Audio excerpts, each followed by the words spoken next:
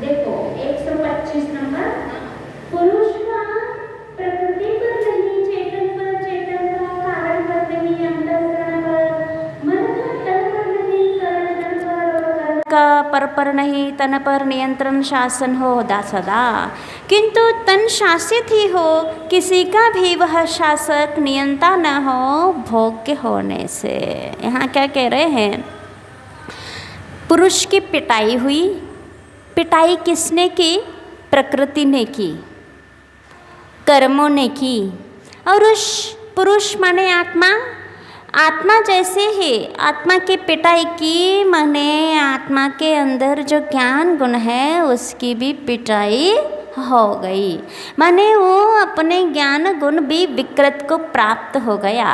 उस ज्ञान गुण में राग द्वेष आ गए, माने वो भी विभाव परिणति को हो गया। तो ये मति श्रुत अवधि मनः पर्यय, ये ज्ञान विभाव परिणतियाँ हैं, स्वभाव परिणतियाँ नहीं हैं। तो ये कर्म के कारण हुआ। कर्म ने पुरुष के साथ साथ ज्ञान की भी पिटाई की। अब वहाँ आगे बता रहे हैं, पुरुष का प्रकृति पर नहीं, चेतन पर, चेतन का कारण पर नहीं, अंतःकरण पर। करण पर होना चाहिए, कारण लिखा है ना, कारण नहीं करण होना चाहिए। करण माने इंद्रियां, सुधार लेना। तो पुरुष का नियंत्रण किसका किस पर होना चाहिए यहाँ बताया जा रहा है। पुरुष माने आत्मा का नियंत्रण प्रकृति पर नहीं होना चाहिए। प्रकृति यानी कर्मों पर। हम कर्मों पर नियंत्रण कैसे कर सकते हैं? नहीं कर सकते हैं। तो पुरुष का आत्मा का नियंत्रण चेतन पर होना चाहिए। चेतन माने ज्ञान चेतन। यदि वह अपने ज्ञान को काबू में रखेगा, अपने कंट्रोल में रखेगा, किसको? ज्ञान को। क्योंकि ज्ञान यहाँ वहाँ भटक रहा है। मति ज्ञान, श्रुति ज्ञान पूर्वक आत्मा यहाँ वहाँ विषयों में भटक रहा है। वह ज्ञान हम कहाँ कहाँ उपयोग करते हैं ज्ञान का? किस किस चीज़ में? मात्र संसारी अवस्था में। ज्ञान का उपयोग करके ज्ञान के माध्यम से राग द्वेष कर लेते हैं। करते कि नहीं करते?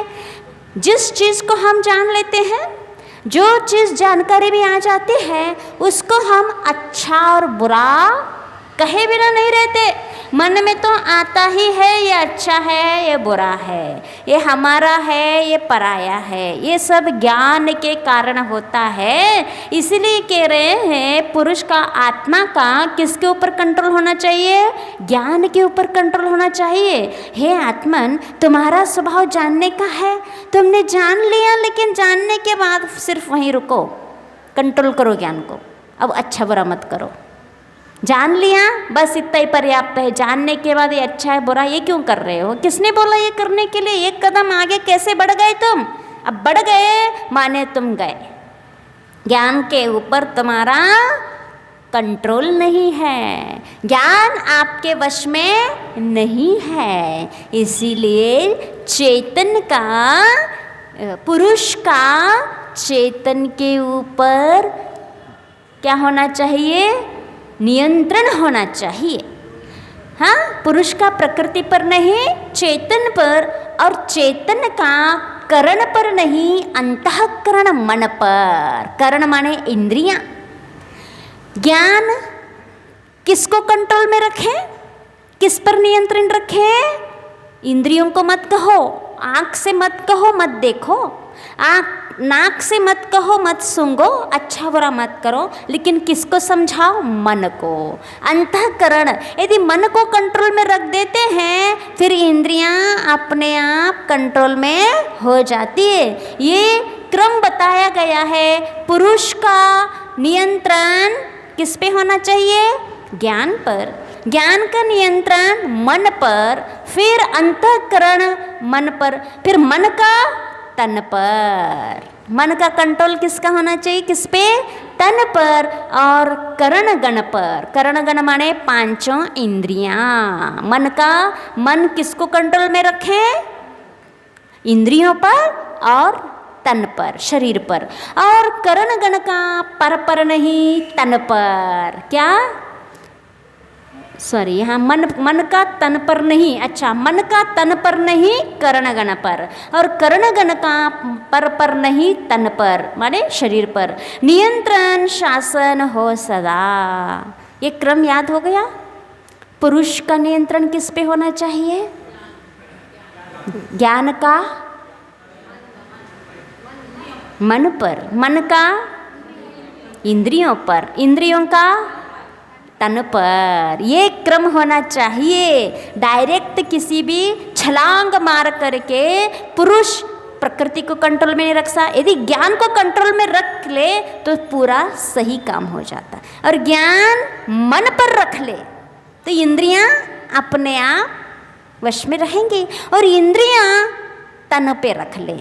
ये क्रम कितना अच्छा क्रम बताया इसमें। ये अपने अपने कंट्रोल में रहेंगी, किन शासित हो किसी का भी वह शासक नियंता न हो, माने नियंत्रण रखने वाला न हो भोग्य होने से वह, किंतु तन शासित ही हो।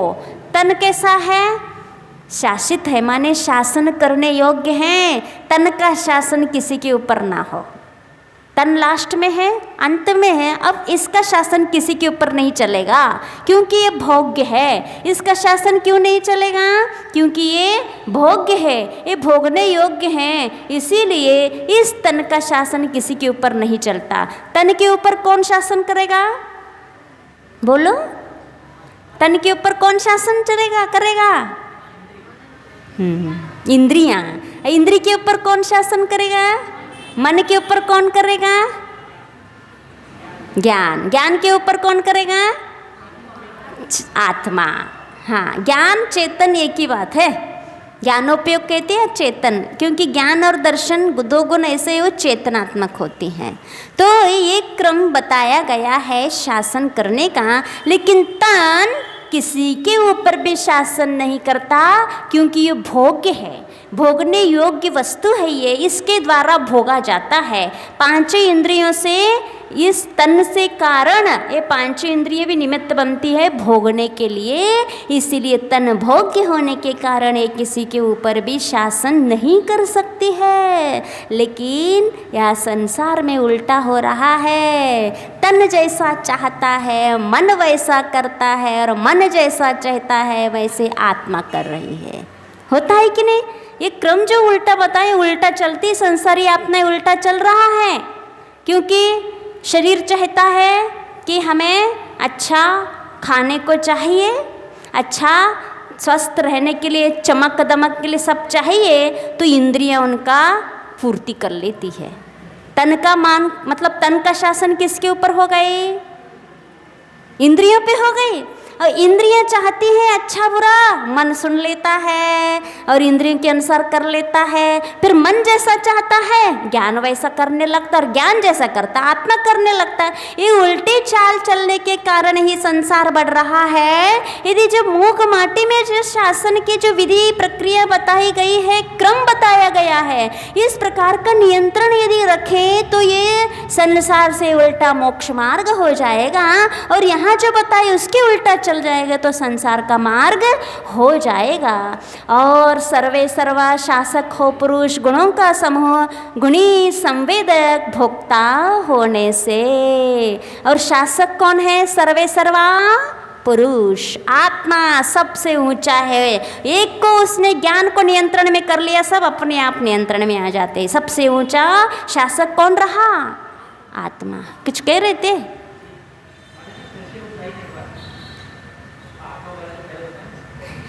आत्मा का नियंत्रण ज्ञान पे हो, ज्ञान का नियंत्रण मन पे हो, मन का नियंत्रण इंद्रियों पर हो, और इंद्रियों का नियंत्रण शरीर पे हो गया याद? हाँ, आप चिंतन करना जाके।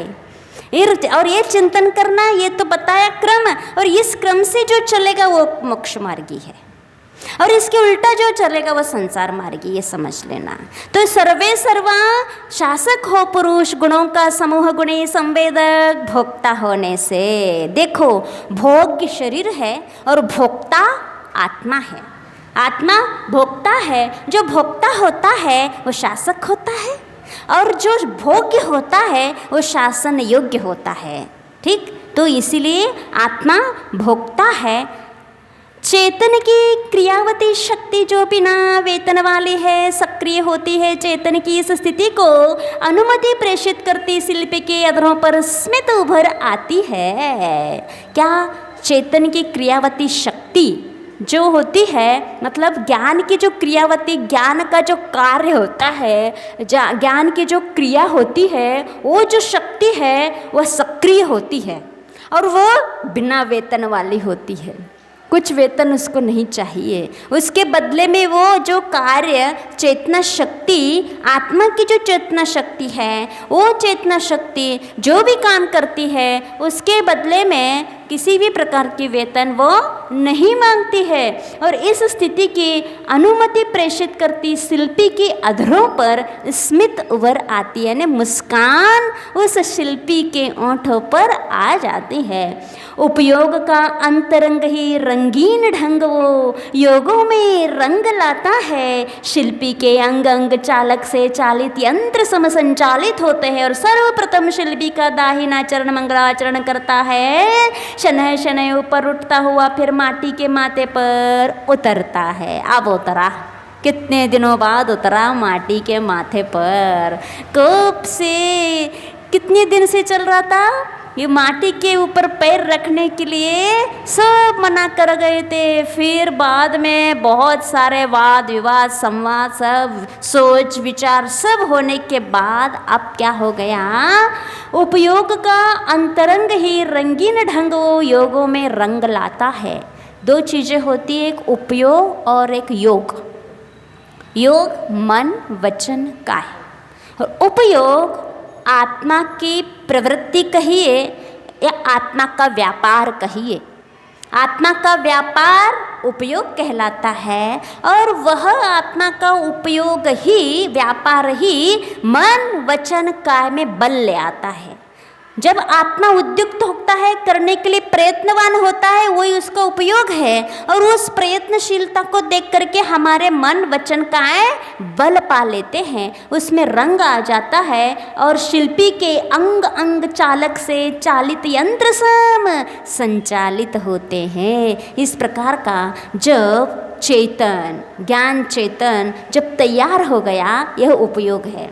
और उपयोग माने उसका उपयोग करने के लिए तैयार हो गया, फिर उसकी मानसिकता भी ऐसी बन गई, अब इस माटी के ऊपर पैर रखना है। योग ये काय, काय पैर, पैर भी तैयार हो गए माटी की रोंदन क्रिया करने के लिए। तो यहाँ ये कहना है कि जो मन वचन काय है ना, ये कैसे होते हैं, हमारा उपयोग जैसा होता है। यदि हमारा शुभ उपयोग हो तो ये मन वचन काय भी शुभ रूप में प्रवृत्त करेंगे, और यदि अशुभ उपयोग हो तो ये मन वचन काय की प्रवृत्ति भी अशुभमय ही होगी।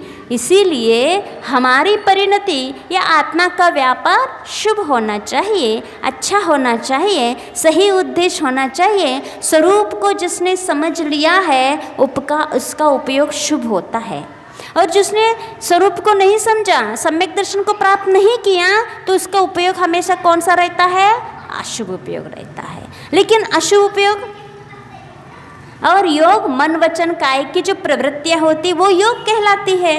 अभी आपका मन सुनने में लगा हुआ है, कौन सा योग है आपका, मनोयोग, शुभ मनोयोग। और वचन भी यदि अच्छे निकलेंगे, हित मित प्रिय, तो वचन योग कौन सा है, शुभ योग, शुभ वचन योग है। और काय यदि अभिषेक करने में, पूजन करने में, शास्त्र स्वाध्याय करने में, माला फेरने में, आदि आदि में काय शरीर भी लगा हुआ है, तो काय योग कौन सा कहलाएगा, शुभ कहलाए। ये शुभ मन वचन काय है, तो हमारा अंतरंग का जो आत्मा का व्यापार है वो शुभ है।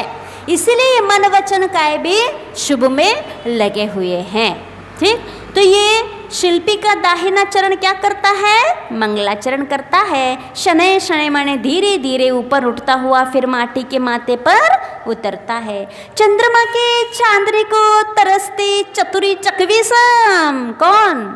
माटी कब से इंतजार कर रही है, कब मेरा रोंदन क्रिया होएगी, कब हम चिकने बनेंगे। जब तक हम चिकने मुलायम नहीं बनेंगे तब तक लोंदा नहीं बनेंगे, जब तक लोंदा नहीं बनेंगे तब तक हमारी आगे की यात्रा शुरुआत आगे बढ़ने वाली नहीं है। इसीलिए अपनी यात्रा बीच में थोड़ी स्थगित देख करके वो थोड़ी घबराई गई थी कि हमारी यात्रा रुक क्यों गई।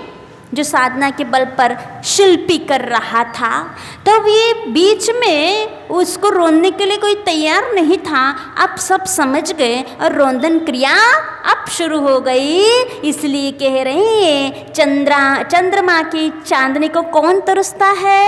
चकवी। चकवी पक्षी जो होती है ना, वो कहते हैं चकवा और चकवी दोनों को जो जोड़ा रहता है वो दिन में चकवा चला जाता है चकवी को छोड़ करके, और रात जैसे हो जाती है चंद्रमा के उजाले में वो चकवी के पास आ जाता है। इसीलिए चकवी चंद्रमा का इंतजार करती है, क्योंकि उसको पता है कि जैसे चंद्रमा का उदय आएगा तो चकवा मेरे पास आ जाएगा।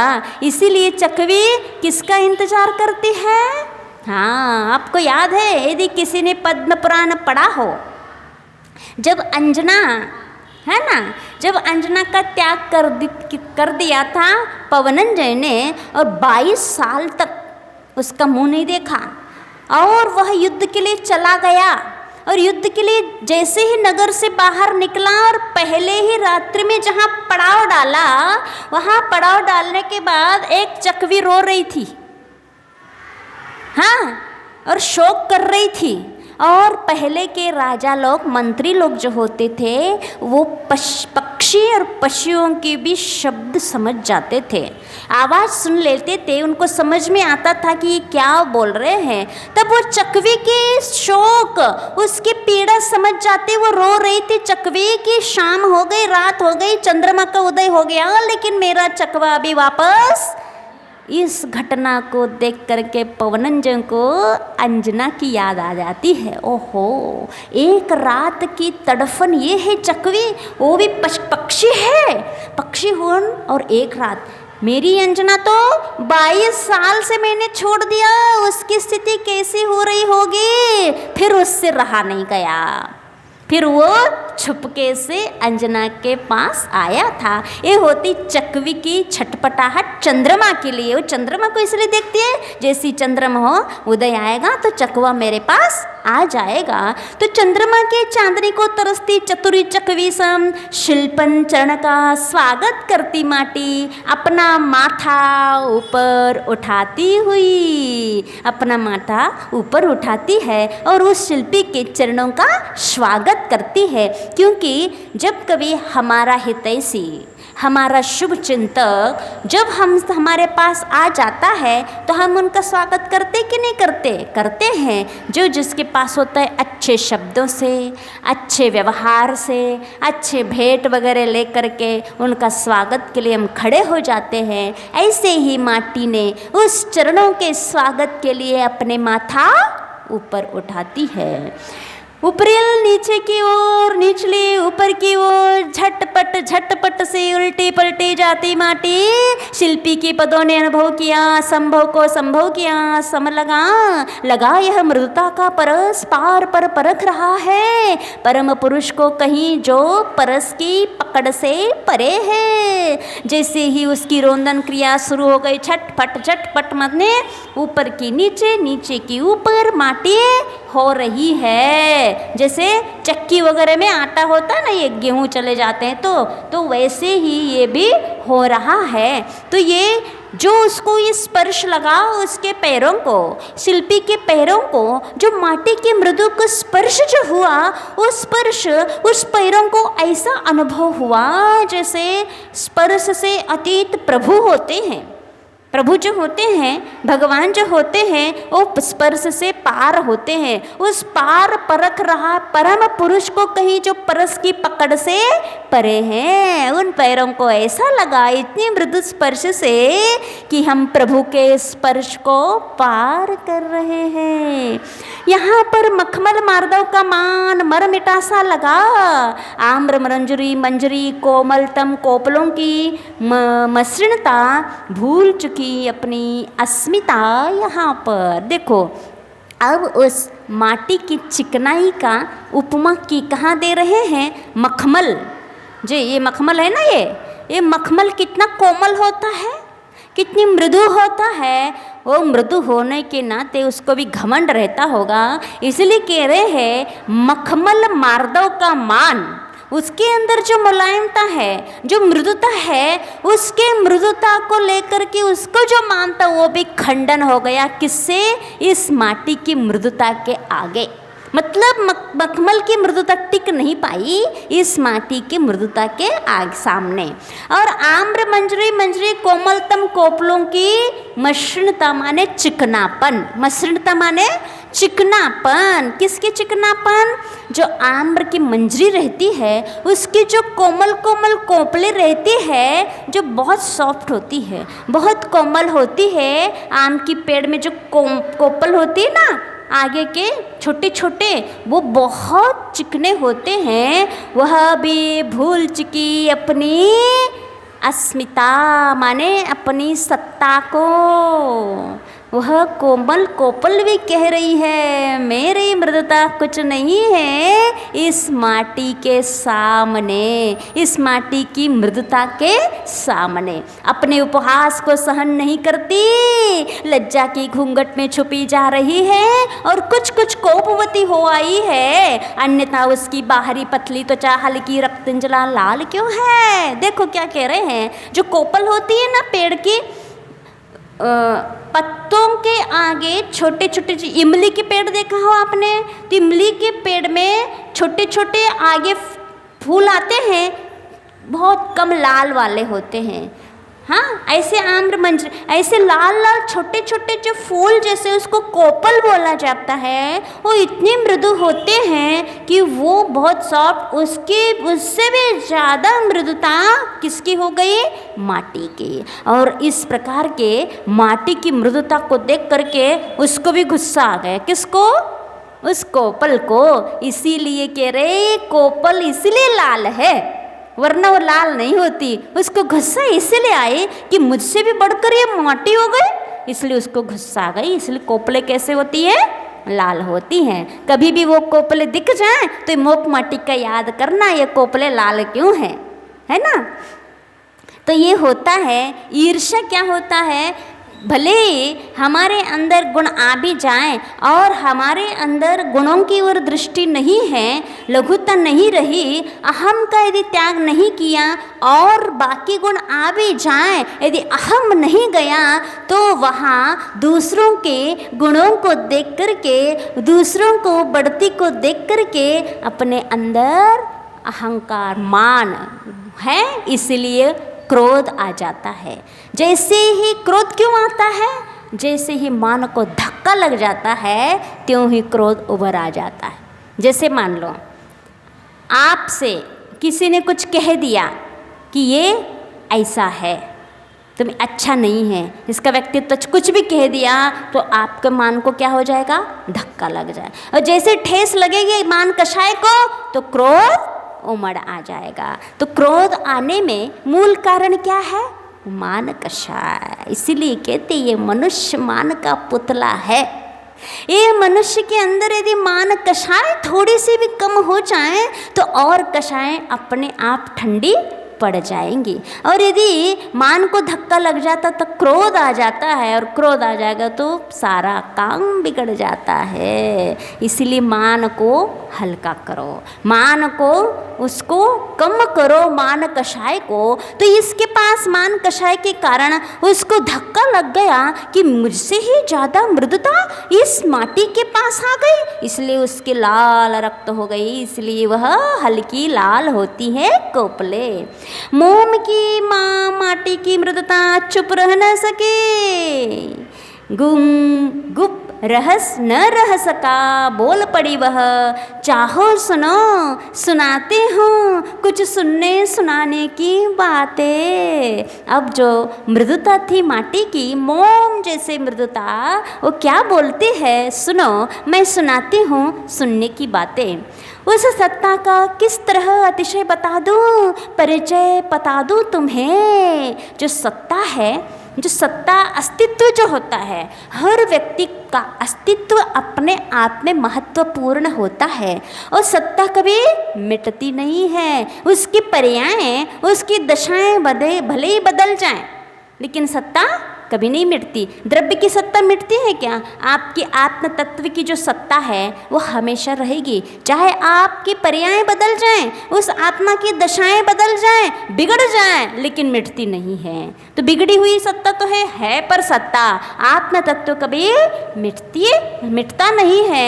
इस किसी भी योनि में जाओ, 84 लाख योनि में ये बदलता रहता है, लेकिन आत्मा का अस्तित्व कभी नहीं मिटता है। जिन आँखों में काजल काली करुणाई वह छलक आई है, कुछ सिखा रही है चेतन की तुम पहचान करो। जिन अधरों पे प्रांजल लाली अरुणाई वह झलक आई है, कुछ दिला रही है समता का नित अनुपात करो। जिन गालों में मानसल वाली तरुणाई वह ढुलक आई है, कुछ बता रही है समुचित बल का बलिदान करो। क्या बता रहे, देखो शिक्षा दे रही है। जिन आँखों में काजल काली और करुणाई वह छलक रही है, कुछ सिखा रही है चेतन की तुम पहचान करो। जो आँखों की काजल है, वो आँखों की काजल ये बता रही है कि वो करुणा है उसकी, क्योंकि कहते हैं करुणा किससे समझ में आ जाती है? आँखों से समझ में आ जाती है। इनकी आँखों में कितनी करुणा बसी हुई है, और वासना भी आँखों से ही समझ में आती है, और शोक भी आँखों से ही समझ में आ जाती है, और हर्ष भी आँखों से समझ में। मतलब आँखें ऐसी हैं, वहाँ से हर व्यक्त हो जाता है। इस व्यक्ति के अंदर क्या है, ये व्यक्तिकरण कौन करता है? आँखें सब बता देती है कि मनुष्य कैसा है। मनुष्य के अंदर वासना है तो आँखें बताती है, मनुष्य के अंदर करुणा है तो आँखें बताती है, मनुष्य के अंदर शोक है तो झर झर झर झर है ना, झर के बताती है, और हर्ष है तो भी वह झरना शुरू हो जाती है। बताने वाली मतलब आँखें जो होती है वो सब बताने वाली होती है। तो यहाँ वो बता रही है तुम करुणा की पहचान करो, तो कुछ सिखा रही है चेतन की तुम पहचान करो, क्योंकि जो करुणा होती है वो चेतना के अंदर ही हुआ करती। जड़ के अंदर कभी करुणा पाया आपने? नहीं। जो स्वयं संवेदनशील है वो ही दूसरे की संवेदन को समझ सकता है, और जो स्वयं संवेदनशील नहीं है, जिसके पास चेतन तत्व नहीं है, वो दूसरों का कैसे? इसीलिए करुणा आत्मा का गुण है, उस गुण हमारे अंदर है, इसलिए वह करुणा बता रही है कि हम आत्म तत्व की पहचान करो। जिन अधरों में प्रांजल माने सरल स्पष्ट लाली अरुणाई वह झलक आई है, कुछ दिला रही है समता का नित अनुपान करो। जो ओठों पर लाली है ना, वो स्वरूप वो कैसी है? सरल सहज स्पष्ट प्रांजल है, कोई प्रकृति से लिपस्टिक नहीं लगाया है। वो जो ओठों पर अरुणाई है माने लालिमा है, वो ये बता रही है कि समता का नित अनुपान करो। राग रंग, लालिमा माने राग को छोड़ करके तुम समता का पान करो। वो ओंठ बता रही हैं कि लाल में मत रचो तुम। लाल माने राग, राग रंग कहते हो ना, राग रंग से हट करके तुम समता की पहचान करो। और जिन गालों में मांसल वाली तरुणाई वह ढुलक आई वह कुछ बता रही है, समुचित बल का बलिदान करो। गाल कैसे होते हैं, जो यौवन होता है, यौवन अवस्था, जब यौवन अवस्था की गालें कैसी होती है, अच्छी भरे चमकदार होते हैं। वो गाल बता रहे हैं कि तुम अपने बल का बलिदान करो। तो जिन बालों में अली गुण हरिणी कुटिलाई वह भड़क आई है, कुछ सुना रही है। बाल कैसे हैं, घुंघराले, अली गण हरी, अली माने होता है भौरा। भौरा कैसे होता है, काले होते कि नहीं होते, उस भौरे जैसे काले अलीगण को गुण को हरने वाली ये बाल क्या कह रहे, काया का मत सम्मान करो। क्या, काया का सम्मान मत करो, यानी सुंदरता बढ़ती है बालों से, है ना। इसीलिए जो हेयर स्टाइल जितनी अच्छे हेयर स्टाइल बनाओगे उतनी सुंदरता उसकी झलक आए। इसीलिए जब चंदन बाला थी ना, चंदन बाला के बाल बहुत सुंदर थे, बहुत लंबे थे, बहुत घने थे, रेशम जैसे बाल थे, अच्छे पतले चमकदार। इसीलिए उस सेठानी ने उस चंदन बाला के सबसे पहले बाल अलग कर दिया। इसी बाल के कारण हमारे सेठ को तुमने आकर्षित किया है, हम उसी को पहले उखाड़ देते हैं। तो ये क्या है, ये बाल बता रहे तुम तन का सम्मान मत करो। ये भी एक क्या है, मल है। ये जो नाखून है ये हड्डी का मल कहलाता है और बाल खून का मल कहलाता है। तो ये बाल बता रहे हैं कि तुम तन का सम्मान मत करो, तन की सुंदरता मत बढ़ाओ, एक मल है। तो जिन चरणों में सादर आली चरणाई वह पुलक आई है, गुनगुना रही है, पूरा चलकर विश्राम करो। चरण क्या कह रहे हैं, सुंदर आली उच्च मान्य, सादर आली उच्च मान्य, ये चरण कह रहे हैं कि तुम चलना प्रारंभ किए, पूरा चल कर ही विश्राम करो। और सुनो, याद रह गया कौन क्या कह रहा है, आंखें कह रही है करुणा से कि तुम आत्मा की पहचान करो। लालिमा ओठों की कह रही है तुम समता का पान करो। और हाँ, गाल, फूले गाल कह रहे हैं तुम बल का बलिदान करो। और बाल कह रहे हैं तन का तुम संभाल मत करो। और चरण कह रहे हैं तुम विश्राम कहाँ, धाम विश्राम मत करो पूरा जब तक लक्ष्य ना प्राप्त हो। याद रहेगा क्या, आज कितनी अच्छी अच्छी बातें आ गई। सबसे पहले आया था किसका नियंत्रण किस पे होना चाहिए, फिर बाद में आया कौन क्या कह रहा है, क्या शिक्षा दे रहा है। लेकिन इसके उल्टा ये जो होता है ना, ये सब हम विषय कषायों में लगाते हैं। इन सब तन के जो गाल है, आँख हैं, बाल हैं, ओंठ हैं, ये सब हम कहाँ लगाते हैं, विषय सेवन करने में। लेकिन ये स्वयं कह रहे हैं इन सब को छोड़ दो। एक कह रहे समता को अपना लो, एक कह रहे बल को अच्छा बलिदान दे दो, एक कह रहा है तन का साथ मत दो। ये भी अच्छी अच्छी शिक्षाएं दे रही है। और सुनो, और छोर कहाँ उस सत्ता की, तीर तट कहाँ गुरुमत्ता का, जो कुछ है प्रस्तुत है अपार राशि की, एक कणिका बिंदु की जलांजलि सिंधु को वह भी सिंधु में रह कर है।